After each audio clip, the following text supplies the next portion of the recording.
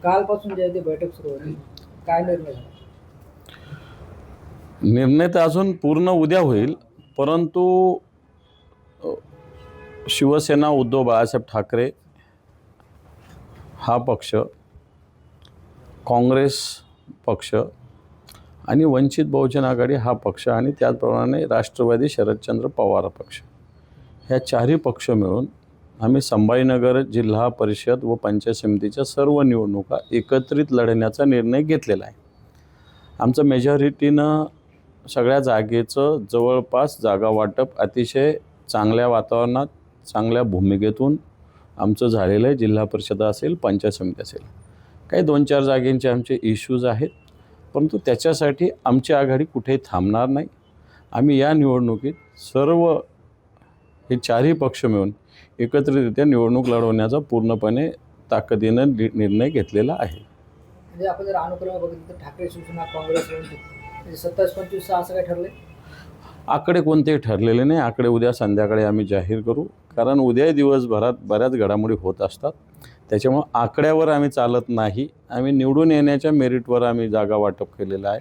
कुठेही कोणाचे जास्त आकडे, कमी आकडे या भानगडीत आम्ही पडलो नाही. कोणाचा व्यक्ती तिथं कार्यकर्ता आहे, जो ताकदीत असेल त्या पक्षाला ते देऊन द्यायचं, असं सरळसोट धोरण आम्ही अवलंबलं. कुठेही आम्ही आकड्याच्या गुंत्यात अडकलेलो नाही. तर आपण जर बघितलं तर भाजप आणि शिवसेनेची युती झाली, मात्र भाजपातील काही कार्यकर्त्यांनी गोंधळ घातलाय, नाराज झाले. शिवसेना इकडे आहे, तिकडे गद्दार शिंदे गट आहे, आमची शिवसेना आहे. परंतु भारतीय जनता पार्टी संस्कारित पार्टी ही भारतीय जनता पार्टी आता पद्धती सुरू झालेली आहे की राडा करायचा, धिंगाणा करायचा, आणि संभाजीनगरात हे मोठ्या प्रमाणावर सुरू झालेलं आहे. आपण बघतो इम्तियाज जलील यांनी जे नवीन 33 नगरसेवक निवडून आले त्यांची ट्रेनिंग घेतली आणि त्यांना काही टिप्स दिल्यात आणि जिल्हा परिषद सुद्धा स्वतंत्र लढणार आहे. त्याच्यात काय विषय, त्यांचा राजकीय पक्ष स्वतंत्र आहे, ते लढत असतील. कोणत्याही राजकीय पक्षाला ज्याचं त्याचं निवडणूक लढवण्याचं स्वातंत्र्य, त्यात विशेष काय केलं त्यांनी? पण त्यांनी आज एक 2 महत्त्वपूर्ण घोषणा केल्या. विरोधी पक्ष नेते म्हणून जे सुरुवातीला महानगरपालिका क्षेत्रातील दारूबंदी झाली पाहिजे, देशी दारूबंदी, आणि दुसरी गोष्ट म्हणजे जे हर्सुल कचरा डिपो आहे तो बाहेर हटवला पाहिजे, यासाठी ते आक्रमक होणार आहे. इम्तियाज जलील ज्या घोषणा करतात ते कोणतंच झालेलं नाही आहे. दारूच्या दुकानाविषयी याच्या आधी त्यांनी आंदोलन केलं होतं. कोणती दारूची दुकान बाहेर गेली नाही. दारूची दुकान आपण म्हटल्याने बाहेर जात नसते, त्यासाठी नियम आहे, कायदे आहे. एक कचरा डेपो कोणताही बाहेर गेलेला नाही. त्यांनी गुटख्याची घोषणा केली होती, कुठं गुटखा बाहेर गेला? त्याचे इम्तियाज जलील घोषणा करत असतात, बाकी त्याच्यामागे त्यांचं काय धोरण असतं मला माहिती नाही.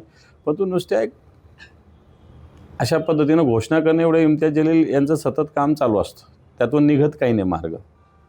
पण दादा, आता जर आपण बघितलं तर ठाकरे शिवसेना, काँग्रेस आणि वंचित यांची आघाडी झाली असं समजायचं 100%? 100% झालेली. त्याच्यात शरद पवार साहेबांचा राष्ट्रवादी पण आहे.